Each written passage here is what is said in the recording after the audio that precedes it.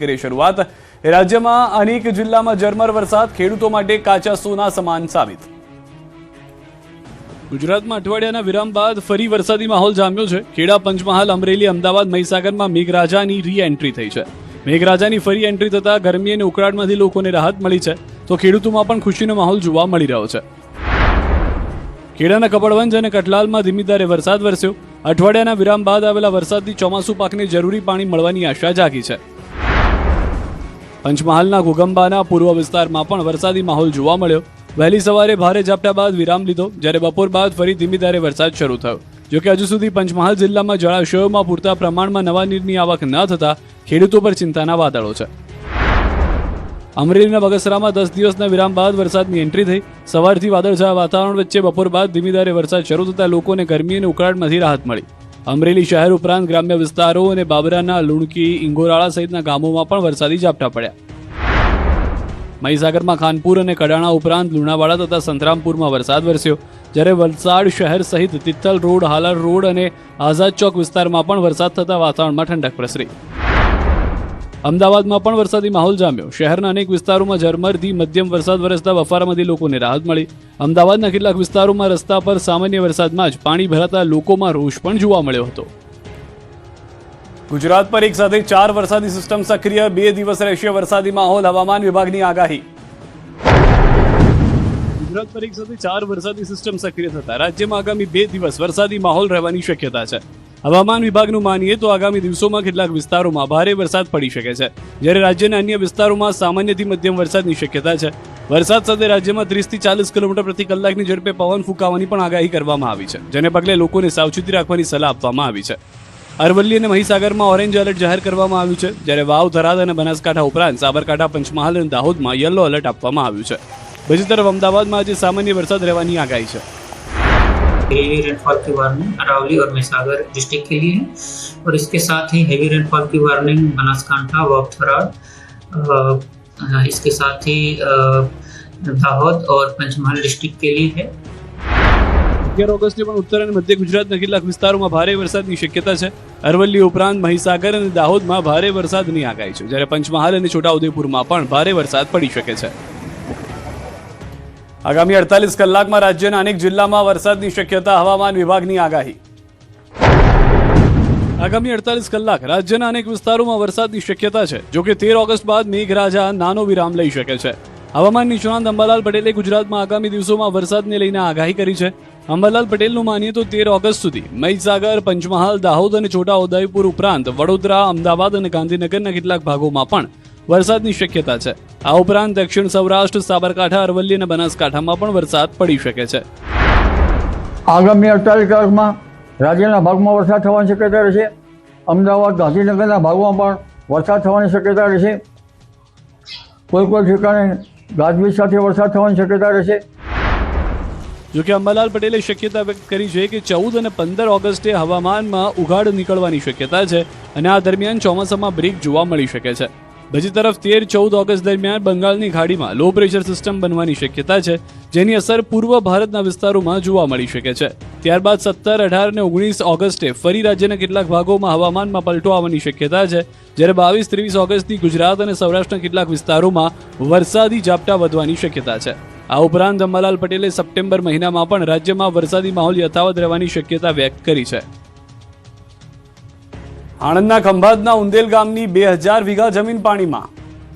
ઉંદેલની ચોમાસાની તો સીઝન ઠીક, પણ શિયાળાની સીઝનમાં કામ થાય એવું નથી, એટલું પાણી ભરેલું છે। વર્ષથી અમે આ ધારાસભ્યોને બધાને કહીએ છીએ, તૂટીને આવે છે, પાણી જોઈને જતા રહે, કોઈ નિકાલ કરતા નથી। પોતાના જ ખેતરમાં પાણીમાં ઉભેલા ખેડૂતો છે આણંદ જિલ્લાના ખંભાતના ઉંદેલ ગામના। ઉંદેલ ગામના ખેતરો જળબંબાકાર બન્યા। વરસાદના વિરામ બાદ પણ ખેતરોના પાણી ભરાયેલા છે। ઉંદેલ ગામની 15 સુધી 2000 વીઘા જમીનમાં હજી પણ વરસાદી પાણી ઓસર્યા નથી। પાણી ભરાવાને કારણે ખેડૂતોના ઘરો ડૂબી ગયા છે અને ખેડૂતોને મુશ્કેલી વધી છે। ખેડૂતો શું કરવું અને કઈ દિશામાં જવું તે ગંભીર પ્રશ્ન ખેડૂતોને સતાવી રહ્યો છે। ઉંદેલ ગામની વિરાય માથા પાસે આવેલ સીમ વિસ્તારની 2000 વીઘા ખેતીની જમીનમાં છેલ્લા 7 વર્ષથી દર વર્ષે ભારે વરસાદને કારણે આ જ પ્રકારની સ્થિતિ ઊભી થાય છે। સ્થાનિકોનો આક્ષેપ છે કે વહીવટીતંત્રને આ પાણી નિકાલ માટે અનેક રજૂઆતો કરી છે, છતાં તેનો કોઈ નિકાલ નથી આવ્યો।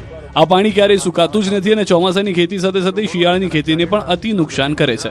સમગ્ર મામલે ન્યૂઝ 18 ગુજરાતીની ટીમે ખંભાતના ધારાસભ્ય ચિરાગ પટેલ સાથે વાત કરી ત્યારે તેમણે કહ્યું કે પાણી નિકાલ માટે સરકારમાં રજૂઆત કરી છે અને સિંચાઈ વિભાગના અધિકારીઓને પણ નિરીક્ષણ કરી લીધું છે. ટૂંક સમયમાં આ સમસ્યાના નિકાલની ખાતરી પણ તેમણે આપી. પાણીના નિકાલ માટે 7 કિલોમીટર જેટલી પાઇપલાઇન મારફતે આણંદ મોગરી કાંસમાં એ પાણીનો નિકાલ આવનારા સમયમાં કરવામાં આવશે. ભરૂચના જંબુસરમાં ખાતર માટે લાઈન, રાતથી જ ખાતર ડેપો બહાર ઊભા, લાઈનમાં મૂક્યા ચપ્પલ. ભરૂચના જંબુસરમાં ખાતર મેળવવા માટે ખેડૂતોની લાંબી કતારો જોવા મળી. ખાતરની અછતની સ્થિતિ વચ્ચે ખેડૂતોને ખાતર લેવા માટે ભારે હાલાકીનો સામનો કરવો પડી રહ્યો છે. સ્થિતિ એવી બની કે ખેડૂતો રાતથી જ ખાતર વિતરણ કેન્દ્ર બહાર ધામા નાખીને બેઠા હતા. સવાર થતાં જ વિતરણ કેન્દ્ર બહાર ખેડૂતોની લાંબી કતારો જોવા મળી. દરેક ખેડૂત ખાતરનો જથ્થો મેળવવા માટે પોતાના નામની રાહ જોતો જોવા મળ્યો. કેટલાક ખેડૂતોએ પોતાની વારી જળવાઈ રહે તે માટે અનોખો રસ્તો અપનાવ્યો. ખેડૂતોએ ચપ્પલની લાઈન લગાવી પોતાનો નંબર જાળવી રાખ્યો, જેના કારણે વિતરણ કેન્દ્ર બહાર ચપ્પલોની લાઈન પણ જોવા મળી હતી. વિતરણ કેન્દ્ર પર અંદાજે 2000 જેટલી ખાતરની ગુણીનો સ્ટોક હોવાનું જાણવા મળ્યું. તેમ છતાં મોટી સંખ્યામાં ખેડૂતો ખાતર લેવા માટે ઉમટી પડતા લાંબી કતારો સર્જાય. ખેડૂતનું કહેવું છે કે સમયસર અને પૂરતા પ્રમાણમાં ખાતર ઉપલબ્ધ ન થાય તો ખેતીના કામકાજ પર સીધી અસર પડી શકે છે. ખાસ કરીને વાવણી અને પાકની જરૂરી કામગીરી સમયસર પૂર્ણ કરવાની ચિંતા ખેડૂતોને સતાવી રહી છે. જંબુસર આસપાસના વિસ્તારોમાં ખેડૂતોની જરૂરિયાત મુજબ વધુ પ્રમાણમાં ખાતરનો જથ્થો ફાળવવામાં આવે તેવી માંગ પણ ઉઠી છે. રાજ્યમાં અત્યાર સુધી 72.47 લાખ હેક્ટરમાં વાવેતર, કપાસ, મગફળી ખેડૂતની પહેલી પસંદ. ગુજરાતમાં ખરીફ સિઝન 2026નું વાવેતર હવે પૂર્ણતા તરફ આગળ વધી રહ્યું છે. રાજ્યમાં અત્યાર સુધીમાં 72.47 લાખ હેક્ટર વિસ્તારમાં વાવેતર પૂર્ણ થયું છે, જે સામાન્ય સરેરાશ વાવેતર વિસ્તારના આશરે 85% છે. ખરીફ સિઝનમાં ખેડૂતોની પહેલી પસંદ કપાસ અને મગફળી રહ્યા છે. કપાસનું સૌથી વધુ 21.22 લાખ હેક્ટરમાં, જ્યારે મગફળીનું 20.41 લાખ હેક્ટરમાં વાવેતર થયું. બંને પાકનું કુલ વાવેતર 57%થી વધુ યોગદાન છે. આ ઉપરાંત 3 લાખ હેક્ટરમાં સોયાબીન, 84,510 હેક્ટર વિસ્તારમાં અડદનું વાવેતર થયું. અન્ય પાકોની વાત કરીએ તો ડાંગરનું 7.61 લાખ હેક્ટર, મકાઈનું 2.68 લાખ હેક્ટર અને તુવેરનું 2.38 લાખ હેક્ટરમાં વાવેતર થયું. રાજ્યમાં ધાન્ય પાકોનું કુલ વાવેતર 11.99 લાખ હેક્ટર સુધી પહોંચ્યું. ખાસ વાત એ છે કે જુવારનું વાવેતર ગત વર્ષની સરખામણીએ લગભગ બમણું થયું. ગયા વર્ષે સમયગાળામાં 6,581 હેક્ટર સામે આ વર્ષે 12,402 હેક્ટરમાં જુવારનું વાવેતર થયું છે. આમ ગુજરાતમાં ખરીફ વાવેતર પૂર્ણતા તરફ આગળ વધી રહ્યું છે અને કપાસ, મગફળી, સોયાબીન તથા અડદ જેવા પાકોમાં ખેડૂતોનો ઉત્સાહ આ વર્ષે પણ ખાસ જોવા મળી રહ્યો છે. નર્મદાના સાગબારામાં જંગલ જમીનના હકનો મુદ્દો ગરમાયો છે. 12 ગામના આદિવાસી ખેડૂતો ઢોર ઢાંખર સાથે સતત 3 દિવસથી ધરણા પર બેઠા છે. ખેડૂતોનો દાવો છે કે તેઓ છેલ્લા 25 વર્ષથી જમીન પર ખેડાણ કરી રહ્યા છે અને હવે જમીનના હક માટે ન્યાયની માંગ કરી રહ્યા છે. જે દરમિયાન સાંસદ મનસુખ વસાવાએ ગાંધીનગરમાં મુખ્યમંત્રી ભૂપેન્દ્ર પટેલ સાથે મુલાકાત કરી ખેડૂતોની રજૂઆત કરી હતી. બીજી તરફ મુખ્યમંત્રીએ વન મંત્રી અને ફોરેસ્ટ વિભાગ સાથે ચર્ચા કરી નિર્ણય કરવાની ખાતરી આપી છે.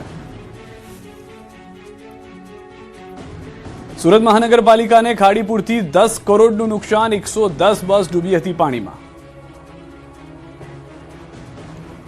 પણ કરોડોનું નુકસાન પહોંચાડાઈ રહ્યું છે.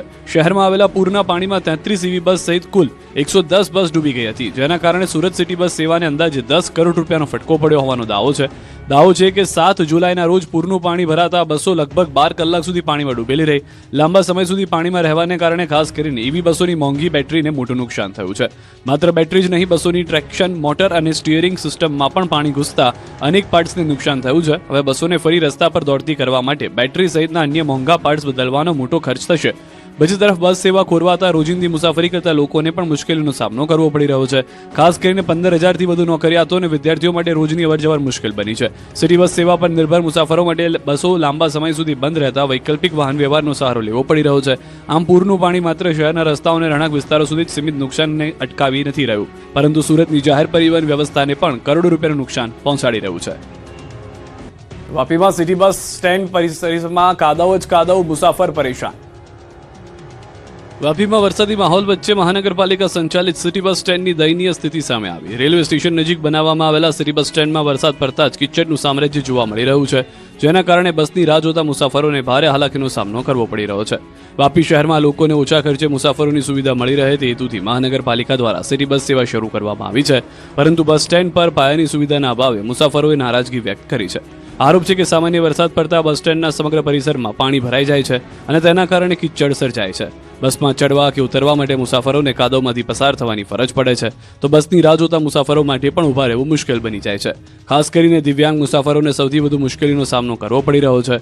માત્ર કિચડની સમસ્યા જ નહીં, બસ સ્ટેન્ડ પર મુસાફરોને બેસવા માટે પૂરતી બેઠક વ્યવસ્થા પણ નથી. રાજ્યમાં 4 પગનો આતંક યથાવત. અમરેલીમાં બાળકી પર દીપડાનો હુમલો. જૂનાગઢમાં રસ્તા પર બાખડ્યા આંખલા. જૂનાગઢમાં ફરી એકવાર રખડતા ઢોરનો આતંક સામે આવ્યો છે. શહેરના ભવનાથ વિસ્તાર અને રંગમહેલ નજીક 2 અલગ અલગ સ્થળોએ આંખલાઓ બાખડતા અફરાતફરીનો માહોલ સર્જાયો. રંગમહેલના ડેલા પાસે 2 આંખલાઓ વચ્ચે જોરદાર યુદ્ધ જામ્યું, જેમાં કેટલાક વાહનોને નુકસાન પહોંચ્યું. બીજી તરફ જાહેર રસ્તા પર આંખલાઓએ આતંક મચાવ્યો. આંખલાના આ પ્રકારના આતંકથી વાહન ચાલકો અને સ્થાનિકોમાં ભયનો માહોલ જોવા મળી રહ્યો છે. બીજી તરફ રખડતા ઢોરને પકડવાની મહાનગરપાલિકાની કામગીરી સામે પણ સવાલો ઉઠી રહ્યા છે. સ્થાનિકોનો આક્ષેપ છે કે આ તરફ રખડતા ઢોરને પકડવાની કામગીરી માત્ર કાગળ પર જ થતી હોય તેમ લાગી રહ્યું છે. અમરેલીના ધારી તાલુકામાં 8 વર્ષની બાળકી પર દીપડાએ હુમલો કરતા ફફડાટ ફેલાયો. જળજીવડી ગામમાં બાળકી પર દીપડાએ હુમલો કર્યો. ઘટના સમયે પરિવારજનો દોડી આવતા દીપડો ત્યાંથી ભાગી ગયો. જ્યારે હુમલામાં ઇજાગ્રસ્ત થયેલી બાળકીને સારવાર માટે અમરેલીની હોસ્પિટલ ખસેડવામાં આવી. ઘટનાની જાણ થતાં વન વિભાગની ટીમ પણ ઘટના સ્થળે પહોંચીને તપાસ હાથ ધરી હતી. જ્યારે દીપડાને પકડવા માટે વન વિભાગ દ્વારા પાંજરા ગોઠવવામાં આવ્યા છે. અમદાવાદમાં જોધપુર દુષ્કર્મ કેસમાં આરોપી પર ફાયરિંગ. ભાગવાનો પ્રયાસ કરતા પોલીસે ધરબી ગોળી.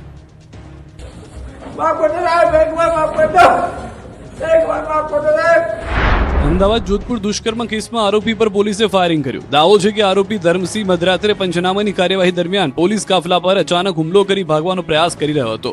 પોલીસે સ્વબચાવમાં ચલાવેલી ગોળી આરોપીના પગમાં વાગતા તે જમીન પર ઢળી પડ્યો. ઝપાઝપીમાં એક પોલીસકર્મી પણ ઇજાગ્રસ્ત થયો છે. મોડી રાત્રે જ બંનેને હોસ્પિટલ લઈ જવાયા હતા. હોસ્પિટલ પહોંચેલા આરોપીએ પહેલા લંગડાતા અને સ્ટ્રેચર પરથી પણ બંને હાથ જોડી સતત પોલીસ સમક્ષ માફીની ભીખ માંગતા એક જ વાતનું રિટર્ન કર્યું હતું કે સાહેબ, હવે પછી આવું નહીં થાય, એકવાર માફ કરી દો.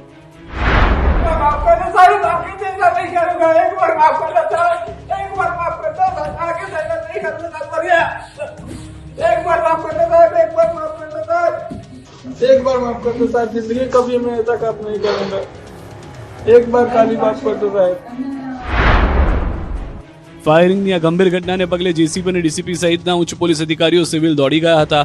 ઝોન 7 ડીસીપી શિવમ વર્માએ જણાવ્યું કે આરોપી વિરુદ્ધ બોડકદેવ પોલીસ સ્ટેશનમાં વધુ એક ગુનો નોંધવામાં આવશે. પોલીસકર્મી અને આરોપી બંને ઇજાગ્રસ્તો સારવારમાં છે. સુરતમાં તબીબના આપઘાત કેસમાં નવો વળાંક. રેગિંગ થયાનો ખુલાસો. વતન મોડાસામાં અપાય અંતિમ વિદાય. સુરતની નવી સિવિલ હોસ્પિટલની હોસ્ટેલમાં 30 વર્ષીય રેસિડેન્ટ ડોક્ટરના રહસ્યમય આપઘાતમાં ચોંકાવનારો ખુલાસો થયો છે. પોલીસ અને કોલેજ તંત્રની તપાસમાં મૃતક હર્ષ પંડ્યાનું 4 સિનિયર રેસિડેન્ટ વિદ્યાર્થીઓ દ્વારા રેગિંગ કરવામાં આવ્યું હોવાનું સામે આવ્યું. રેગિંગનો ખુલાસો થતાં 4 આરોપીઓ સિનિયર વિદ્યાર્થીઓને 6 મહિના માટે હોસ્ટેલ તેમજ તમામ શૈક્ષણિક કાર્યવાહીમાંથી સસ્પેન્ડ કરી દેવાયા છે. મહત્વનું છે કે સુરત નવી સિવિલ હોસ્પિટલ સંલગ્ન મેડિકલ કોલેજના માઇક્રોબાયોલોજી વિભાગના પ્રથમ વર્ષના રેસિડેન્ટ ડોક્ટર હર્ષ પંડ્યાએ 9 ઓગસ્ટે હોસ્ટેલમાં આપઘાત કરી લીધો. આ મુદ્દે આરોગ્ય મંત્રી પ્રફુલ પાનસેરિયાએ રેગિંગ કરનાર તબીબોને ચેતવણી આપતા કહ્યું કે જો તમે આવું કરતા હો તો આજથી જ બંધ કરી દેજો. તમારા સર્ટિફિકેટમાં આની નોંધ થશે તો લોકો તમને ધિક્કારશે. બીજી તરફ ડોક્ટરના પરિવારજનોમાં શોકનો માહોલ છે. મૃતક હર્ષ પંડ્યાનો મૃતદેહ મોડાસા લાવવામાં આવ્યો. મોડાસામાં તેમના ઘરથી અંતિમ યાત્રા નીકળી, જેમાં મોટી સંખ્યામાં લોકો જોડાયા. બીજી તરફ પરિવારજનોમાં આક્રંદ છવાયો. પરિવારે રડીને તંત્ર પાસે ન્યાય માંગ્યો અને જવાબદાર વ્યક્તિ સામે કડક કાર્યવાહીની માંગણી કરી. આ ઘટનાએ હવે રેગિંગ મામલે ફરી સવાલ ઉઠાવ્યા છે. સવાલ છે સિસ્ટમ પર કે કેમ માણસ મરવા મજબૂર થાય ત્યાં સુધી વાત જતી રહી છે. કેમ પહેલા કોઈ નક્કર પગલાં નથી લેવાતા. અસામાજિક તત્વોએ ફરી ઉંચક્યું માથું. ક્યાંક મારામારી, ક્યાંક છલકાવ્યા દારૂના જામ. રાજ્યમાં ફરી એકવાર અસામાજિક તત્વોનો આતંક જોવા મળ્યો. ક્યાંક છૂટા હાથની મારામારી તો ક્યાંક અસામાજિક તત્વોએ છલકાવ્યા દારૂના જામ. વડોદરાના વડસર બ્રિજ નીચે પાર્કિંગ મુદ્દે બે જૂથ વચ્ચે ધમાલ મચી. વાહન પાર્ક કરવા બાબતે શરૂ થયેલી બોલાચાલી બાદ બંને પક્ષ વચ્ચે ગાળાગાળી અને મારામારી થઈ. એક પક્ષે લાકડાના દંડાથી હુમલો કર્યાનો આક્ષેપ કર્યો, જેમાં જીમના સંચાલક રોશન કુશવાને માથાના ભાગે ઈજા પહોંચતા હોસ્પિટલ ખસેડવામાં આવ્યા. મારામારી બાદ રોશનને જાનથી મારી નાખવાની ધમકી આપ્યાનો પણ આક્ષેપ છે. પરિવારજનો અને મિત્રો વચ્ચે પડતા વધુ મારામારીથી તેમને છોડાવવામાં આવ્યા. બંને પક્ષની ફરિયાદના આધારે માંજલપુર પોલીસે તપાસ હાથ ધરી. આ તરફ સુરતના માંગરોળ તાલુકાના પાનસરા ગામમાં પણ મારામારીની ઘટના સામે આવી. આરઆર રેસિડેન્સીમાં ભાડા કરારના મુદ્દે 3 યુવકોએ સોસાયટીમાં રહેતા પરિવાર સાથે ઝઘડો કર્યો. સોસાયટીના 3 યુવકો લોખંડના સળિયા લઈને મારામારી કરવા પહોંચ્યા. સમગ્ર ઘટનાના દ્રશ્યો સીસીટીવી કેમેરામાં કેદ થયા. ઘટનાને લઈને પોલીસે તપાસ હાથ ધરી છે. આ તરફ વડોદરાના સિટી બસ સ્ટેન્ડને જાણે અસામાજિક તત્વોએ પોતાનો અડ્ડો બનાવ્યો. સયાજીગંજ પોલીસ સ્ટેશનની સામે જ રિક્ષામાં કેટલાક નબીરાઓ ખુલ્લેઆમ દારૂની મહેફિલ માણતા હોવાનો વિડીયો સામે આવ્યો. વધુ ચોંકાવનારી વાત તો એ છે કે વિડીયોમાં એક બાળક પણ બીડી પીતો જોવા મળે છે. પોલીસ સ્ટેશન સામે જ આવી ગેરકાયદેસર પ્રવૃત્તિનો વિડીયો વાયરલ થતા પોલીસની કામગીરી સામે પણ સવાલો ઉઠ્યા છે. આ ઉપરાંત વડોદરામાં નવી ઈ બસમાં રીલ બનાવવાના ચક્કરમાં યુવકોએ હદ વટાવી દીધી. રીલ બનાવવા માટે ચાલુ બસમાં જ સ્ટોપ સ્વિચ દબાવી દેવામાં આવી. એટલું જ નહીં, બસમાં રહેલી SOS સ્વિચ સાથે પણ ચેડા કર્યાના આક્ષેપ છે. સ્ટોપ સ્વિચ દબાવતા બસ રોકવા માટે એનાઉન્સમેન્ટ થાય છે. જ્યારે SOS સ્વિચ દબાવવામાં આવે તો બસ તાત્કાલિક ઊભી થઈ સાયરન ચાલુ થાય છે અને બસના તમામ દરવાજા પણ ખુલી જાય છે. હવે સવાલ એ છે કે સોશિયલ મીડિયામાં થોડા વ્યૂઝ અને લાઇક્સ મેળવવા માટે લોકો જાહેર પરિવહનની સુરક્ષા સાથે આ પ્રકારના જોખમી ખેલ ક્યારે બંધ કરશે? મોરબી રહસ્યમય કુવા મામલે તપાસ. કેન્દ્રની ભૂસ્તર વિભાગની ટીમે લીધી કુવાની મુલાકાત. કેન્દ્રની ટીમે પાણીના હિલોળા મામલે કરી છે ચકાસણી. જમીનમાં પાણી ઉતરવાના કારણે પાણી હિલોળા લેતા હોવાનું પ્રાથમિક તારણ.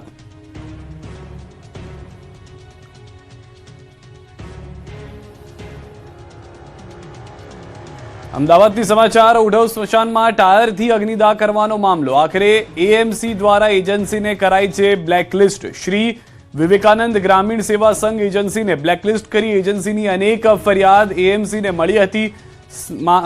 સ્મશાન ગૃહમાં અનેક ગેરરીતિ કરી હોવાની ફરિયાદ મળી છે.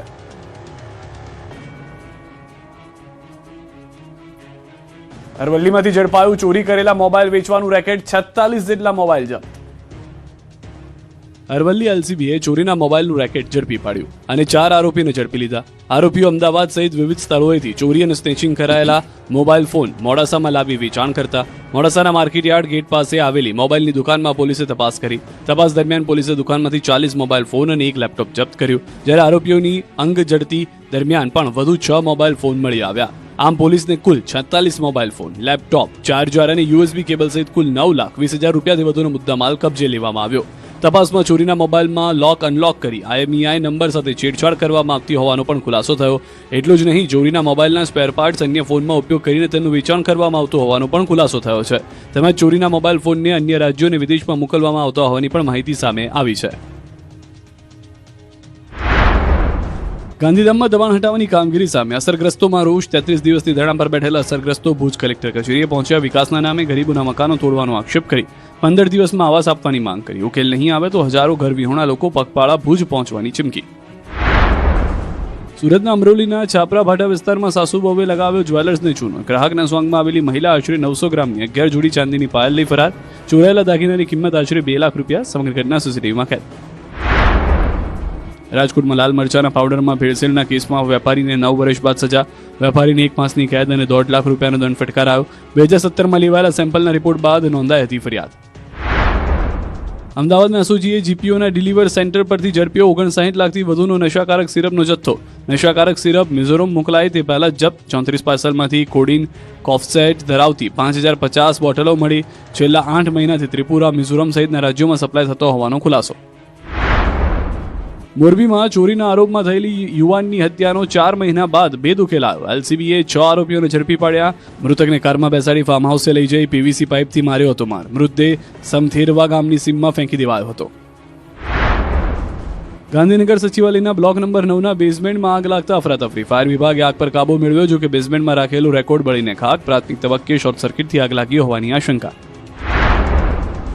સરકારી અને ગ્રાન્ટેડ કોલેજમાં ડિપ્લોમાથી ડિગ્રી એન્જિનિયરિંગની 438 બેઠકો ખાલી.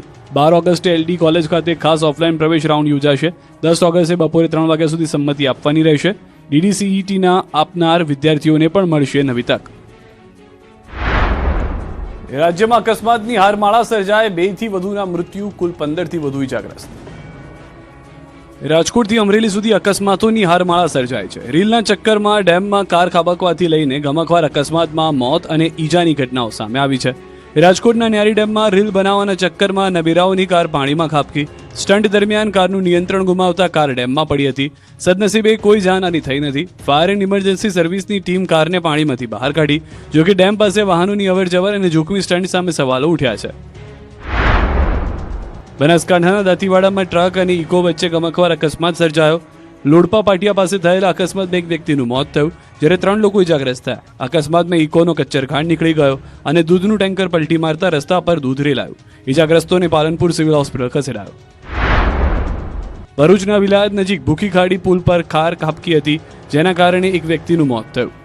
પૂરપાટ ઝડપે જતી કાર પુલ પરથી નીચે ખાબકી હતી. અકસ્માતમાં કાર ચાલકનું ઘટના સ્થળે મોત થયું, જ્યારે એક બાળક સહિત 2 લોકોને ગંભીર ઈજા પહોંચતા હોસ્પિટલ ખસેડાયા. છોટાઉદેપુરના કલેક્ટર ગાર્ગી જૈનને પણ અકસ્માત નડ્યો. બોડેલી જતી વખતે પાવી જેતપુર અને દિવલિયા વચ્ચે ઇનોવા અને બોલેરો વચ્ચે ટક્કર થઈ. કલેક્ટર અને સિક્યુરિટીનો આબાદ બચાવ થયો, જ્યારે કાર ચાલક ઇજાગ્રસ્ત થતા હોસ્પિટલ ખસેડાયો. અને અમરેલીના લીલિયામાં બોલેરો પલટી જતા 9 લોકો ઇજાગ્રસ્ત થયા. 66 કેવી નજીક ડ્રાઈવરે સ્ટીયરિંગ પરથી કાબુ ગુમાવતા બોલેરો પલટી ગઈ. 14 મુસાફરોમાંથી 9 લોકોની ઈજા થઈ. એક આધેડને ગંભીર ઈજા થતા અમરેલી ખસેડાયા છે. સુરતના નાસિરનગર ડિમોલિશનમાં પુનર્વસન મુદ્દે હાઈકોર્ટે કાઢી મનપાની ઝાટકણી. 12 ઓગસ્ટે વધુ સુનાવણી. સુરતના નાસિરનગર ડિમોલિશન કેસમાં ગુજરાત હાઈકોર્ટમાં સુનાવણી હાથ ધરાઈ. સુનાવણી દરમિયાન હાઈકોર્ટે સુરત મહાનગરપાલિકા તંત્ર સામે સખત નારાજગી વ્યક્ત કરી. ડિમોલિશન બાદ બેઘર થયેલા લોકોના પુનર્વસનના મુદ્દે સુરત મનપા દ્વારા રજૂ કરવામાં આવેલા પ્રપોઝલથી હાઈકોર્ટ અસંતુષ્ટ જોવા મળી. હાઈકોર્ટે સવાલ કર્યો કે બેઘર થયેલા લોકોને ઈડબ્લ્યુએસ આવાસમાં મકાન આપવાને બદલે તેમના માથે ખર્ચનો બોજ કેમ નાખવામાં આવે. સાથે જ હાઈકોર્ટે એવો પણ સવાલ ઉઠાવ્યો કે જવાબદાર અધિકારીઓની ભૂલ હોય તો તેનો ખર્ચ તેમની પાસેથી વસૂલ કેમ ન કરવામાં આવે. અધિકારીઓની ભૂલનો બોજ રાજ્યોએ કેમ ભોગવવો પડે તેવો સવાલ પણ હાઈકોર્ટે કર્યો. નાસિરનગર ડિમોલિશન બાદ અસરગ્રસ્ત પરિવારના પુનર્વસનનો મુદ્દો હવે કાનૂની ચર્ચાના કેન્દ્રમાં છે અને હાઈકોર્ટની કડક ટિપ્પણી બાદ મનપા તંત્રના પ્રસ્તાવ પર પણ સવાલો ઊભા થયા છે. હવે આ મામલે આગામી સુનાવણી 12 ઓગસ્ટે હાથ ધરાશે, જેમાં અસરગ્રસ્તોના પુનર્વસન અંગે કોર્ટનું વલણ શું રહે છે તેના પર સૌની નજર છે. ગાંધીનગરથી તિરંગા યાત્રાનો પ્રારંભ. રાજ્યમાં કુલ 1200થી વધુ તિરંગા યાત્રાને મંજૂરી. ગાંધીનગરમાં હર ઘર તિરંગા અભિયાન અંતર્ગત રાજ્યકક્ષાની ભવ્ય તિરંગા યાત્રાનો પ્રારંભ કરાયો. મુખ્યમંત્રી ભૂપેન્દ્ર પટેલના હસ્તે ઘ6 સર્કલ ખાતેથી યાત્રાનો પ્રારંભ કરવામાં આવ્યો, જેમાં ભાજપના પ્રદેશ પ્રમુખ જગદીશ વિશ્વકર્મા સહિત અંદાજે 25,000 નાગરિકો જોડાયા. ઘ6 સર્કલથી શરૂ થયેલી યાત્રા ચ6 સર્કલ થઈને નમસ્તે સર્કલ ખાતે પૂર્ણ થઈ. યાત્રામાં શાળા કોલેજના વિદ્યાર્થીઓ, પોલીસ કર્મચારીઓ, હોમગાર્ડ જવાનો તેમજ વિવિધ સામાજિક સંસ્થાઓના પ્રતિનિધિઓ હાજર રહ્યા. મોટી સંખ્યામાં નાગરિકો હાથમાં તિરંગો અને સ્વતંત્ર સેનાનીઓના કટઆઉટ સાથે દેશભક્તિના રંગે રંગાયેલા જોવા મળ્યા. યાત્રાના સમગ્ર રૂટ પર તિરંગા અને દેશભક્તિની થીમ આધારિત બ્રાન્ડિંગ કરવામાં આવ્યું, જ્યારે રૂટ પર 8 પ્રકારના ભવ્ય સ્ટેજ પણ ઊભા કરવામાં આવ્યા હતા. આ વખતે હર ઘર તિરંગા અભિયાન હેઠળ રાજ્યમાં 70 લાખથી વધુ ઘરો પર તિરંગો લહેરાવવાનો લક્ષ્યાંક રાખવામાં આવ્યો છે. ગુજરાતના 1200થી વધુ તિરંગા યાત્રાઓને મંજૂરી આપવામાં આવી છે. સોમનાથમાં શ્રાવણની ભવ્ય તૈયારી. વિવિધ ભક્તિમય માહોલમાં આયોજન થશે. સોમનાથ મંદિરે શ્રાવણ માસને લઈને તૈયારીઓ શરૂ કરી દેવામાં આવી છે. શ્રાવણ માસ દરમિયાન મોટી સંખ્યામાં શ્રદ્ધાળુઓ સોમનાથ મહાદેવના દર્શન માટે પહોંચે છે, જેને પગલે મંદિર ટ્રસ્ટ અને તંત્ર દ્વારા યાત્રિકોની સુવિધા માટે ખાસ આયોજન કરવામાં આવ્યું છે. 13 ઓગસ્ટથી 11 સપ્ટેમ્બર સુધી સોમનાથમાં શિવ મહોત્સવનું આયોજન કરવામાં આવ્યું છે, જેમાં પ્રથમ વખત 51 કુંડી મહામૃત્યુંજય યજ્ઞનું આયોજન કરવામાં આવશે. શ્રાવણ માસ દરમિયાન યાત્રિકોની સંખ્યા વધવાની શક્યતાને પગલે શ્રદ્ધાળુઓની સુવિધા માટે વિવિધ વ્યવસ્થાઓ પણ વધારવામાં આવી છે. યાત્રિકોને પાર્કિંગથી મંદિર સુધી પહોંચવામાં સરળતા રહે તે માટે વિશેષ પાર્કિંગથી મંદિર સુધી ટોય ટ્રેનની વ્યવસ્થા કરવામાં આવી છે. મંદિર પરિસર અને આસપાસના વિસ્તારમાં સ્વચ્છતા જળવાઈ રહે તે માટે પણ ખાસ ધ્યાન આપવામાં આવી રહ્યું છે. સાથે જ શ્રદ્ધાળુઓને પણ સ્વચ્છતા જાળવવા અને કચરો ન ફેલાવવા અપીલ કરાઈ છે. આ ઉપરાંત જે ભક્તો સોમનાથ મંદિરે આવી શકતા નથી તેઓ ઘરે બેઠા પૂજા કરી શકે તે માટે વિશેષ ઓનલાઈન વ્યવસ્થા પણ ઉપલબ્ધ કરાવવામાં આવી છે. આમ શ્રાવણ માસ દરમિયાન સોમનાથમાં ભક્તિ અને આધ્યાત્મિકતાનો માહોલ જોવા મળશે, ત્યારે શ્રદ્ધાળુઓની સુવિધા અને સુવ્યવસ્થિત દર્શન માટે તંત્ર દ્વારા તૈયારીઓને આખરી ઓપ આપવામાં આવી રહ્યો છે.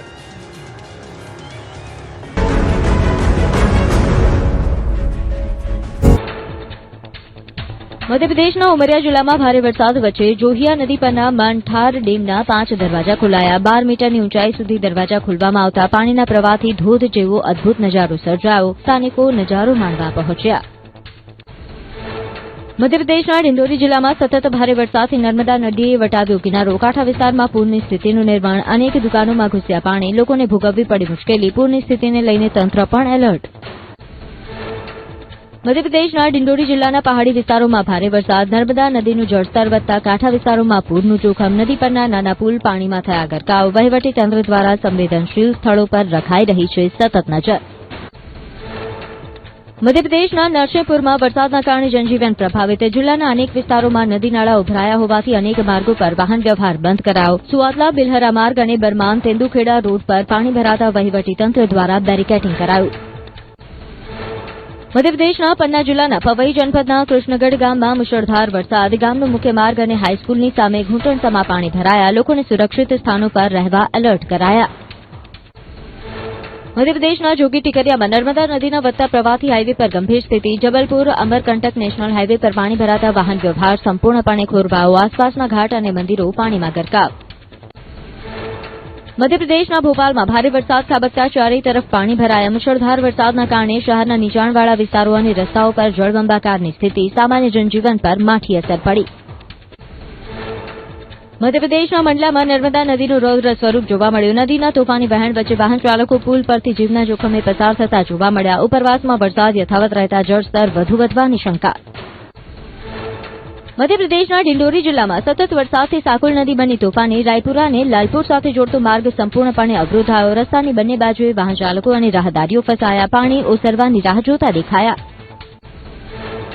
મધ્યપ્રદેશના શ્યોપુરમાં સતત વરસાદના કારણે નદી નાળા ઉભરાયા. શ્યોપુરને પોહરી સાથે જોડતો મુખ્ય માર્ગ પાણીના તેજ વહેણના કારણે બંધ થયો. કોઝવે પરથી ધસમસતા પાણી વહેતા થતા બંને તરફ વાહનો અને રાહદારીઓની લાંબી કતારો લાગી.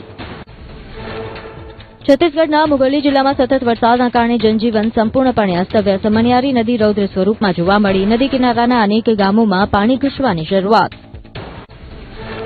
ચીનમાં ત્રાટક્યું ડોલ્ફિન વાવાઝોડું. પૂર્વીય કાંઠા પર વાવાઝોડાએ ત્રાટકીને ભારે તબાહી મચાવી. જાપાન અને તાઇવાનમાં વિનાશ વેર્યા બાદ વાવાઝોડું ચીનના દરિયાકાંઠે પહોંચ્યું. ઝેજિયાંગ પ્રાંતના યેકિંગ શહેરમાં 162 કિલોમીટર પ્રતિ કલાકની ઝડપે લેન્ડફોલ થયું. સંભવિત ખતરાને ધ્યાનમાં રાખીને ચીન દ્વારા 10 લાખ લોકોનું સલામત સ્થળાંતર કરાયું. ડોલ્ફિન વાવાઝોડાએ તાઇવાનમાં પણ ભારે તારાજી સર્જી. જાપાન તાઇવાન પછી હવે ચીનમાં વાવાઝોડાનું કહેર. બે મુખ્ય એરપોર્ટ પર 2300થી વધુ ફ્લાઇટ્સ રદ કરાઈ. આગામી દિવસોમાં અનેક વિસ્તારોમાં 19 ઇંચ સુધી ભારે વરસાદની આગાહી કરાઈ. અસમના ગહપુરમાં ભારે વરસાદના કારણે નદીઓમાં ઘોડાપૂર આવતા જમીનનું ધોવાણ. ખેતરોમાં પ્રવાહ ફંટાતા ફળદ્રુપ જમીન ધોવાઈ. ખેતરોમાં પડ્યા મોટા ખાડા. વૃક્ષ માનવ તરીકે જાણીતા બકુલ ગોગોઈએ પોતાના સંશોધનથી ધોવાણ રોકવાનો કર્યો દાવો. અસમના શિવસાગરમાં દરિકા નદીના પૂરે આસપાસના ગામડાઓમાં દેર્યો વિનાશ. ભાદરામાં અચાનક ઘરની છત સુધી પાણી પહોંચતા હોમગાર્ડ જવાન ફસાયો. સ્થાનિક યુવકે બચાવ્યો જીવ. હાલ પણ ગામ પાણીમાં ગરકાવ. જીવન જરૂરિયાતની ચીજ વસ્તુઓ માટે હાલાકી. અસમના કલિયાબરમાં મીસા નદીમાં પૂર આવતા મુખ્ય માર્ગ પાણીમાં ગરકાવ. ગ્રામ્ય વિસ્તારોને જોડતો રસ્તો ડૂબી જતા વાહન વ્યવહારમાં હાલાકી.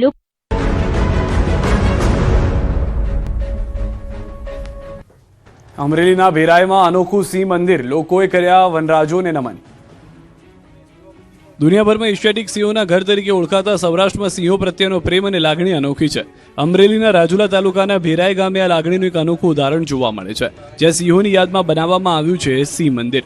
ભૂતકાળમાં ભેરાઈ ગામ નજીક રેલવે ટ્રેકની અડફેટે આવી 2 સિંહોના મોત થયા. આ દુઃખદ ઘટનાથી વ્યથિત થયેલા સ્થાનિક સિંહ પ્રેમીઓએ વનરાજની યાદને અમર બનાવવા અને તેમના પ્રત્યે આદર વ્યક્ત કરવા માટે જમીન દાનમાં મેળવી અને અનોખું સિંહ સ્મારક ઊભું કર્યું. આજે વિશ્વ સિંહ દિવસ નિમિત્તે આ સ્થળે વિશેષ કાર્યક્રમ યોજાયો, જેમાં સ્થાનિક લોકો ઉપરાંત વન વિભાગના અધિકારીઓ, વન્યજીવ પ્રેમીઓ અને આગેવાનો પણ જોડાયા. સિંહ પ્રેમીઓ દ્વારા સિંહ ચાલીસાના પાઠ સાથે પૂજા અર્ચના કરવામાં આવી અને સિંહોના સંરક્ષણનો સંદેશ આપવામાં આવ્યો. આ સ્થળ હવે માત્ર આસ્થાનું કેન્દ્ર નથી રહ્યું, પરંતુ સિંહ માનવ સહઅસ્તિત્વ અને વનરાજાના સંરક્ષણનું અનોખું પ્રતીક બની રહ્યું છે. રાજ્યના 11 જિલ્લામાં વિશ્વ સિંહ દિવસની ઉજવણી. પ્રકૃતિ અને સિંહ પ્રેમી જોડાયા. વિશ્વ સિંહ દિવસ નિમિત્તે જૂનાગઢ સહિત રાજ્યના 11 જિલ્લાઓમાં વિવિધ કાર્યક્રમો યોજાયા, જે અંતર્ગત એશિયાટિક સિંહોનું વિશ્વમાં એકમાત્ર કુદરતી ઘર ગણાતા સાસણગીરમાં પણ ઉજવણી કરવામાં આવી. સાસણગીર સિંહ સદનથી વન વિભાગમાં અધિકારીઓએ જાગૃતિ રેલીનું આયોજન કર્યું, જેમાં મોટી સંખ્યામાં વિદ્યાર્થીઓ અને સ્થાનિકો જોડાયા. રેલી દરમિયાન સિંહ સંરક્ષણ અને વન્યજીવો પ્રત્યે જાગૃતિનો સંદેશ અપાયો. આ ઉપરાંત જૂનાગઢના ભવનાથ અને ગિરનાર બોર્ડર વિસ્તારમાં પણ જાગૃતિ કાર્યક્રમોનું આયોજન કરાયું, જેમાં શાળાના બાળકો સિંહના માસ્ક પહેરી રેલીમાં સામેલ થયા અને સિંહોના સંરક્ષણનો સંદેશ લોકો સુધી પહોંચાડ્યો. ઉપરાંત વિદ્યાર્થીઓમાં વન્યજીવો પ્રત્યે સંવેદના અને જાગૃતિ વધે તે માટે વક્તૃત્વ સ્પર્ધા, ચિત્ર સ્પર્ધા સહિતની વિવિધ પર્યાવરણલક્ષી પ્રવૃત્તિઓ પણ યોજાઈ. કાર્યક્રમ દરમિયાન સિંહ અને માનવ વચ્ચેના સહઅસ્તિત્વને વધુ મજબૂત બનાવવા માટે સ્થાનિક લોકોની યુવા પેઢીને સિંહ સંરક્ષણમાં જોડાવા અપીલ કરવામાં આવી. બીજી તરફ વન વિભાગે લોકોને વન્ય પ્રાણીઓથી યોગ્ય અંતર જાળવવા તેમજ સિંહોના કુદરતી આવાસમાં ખલેલ ન પહોંચાડવા અપીલ કરી. વન વિભાગે કહ્યું કે સિંહ માત્ર ગીરની ઓળખ નથી, પરંતુ સમગ્ર ગુજરાતનું ગૌરવ છે. સહિયારા પ્રયાસોથી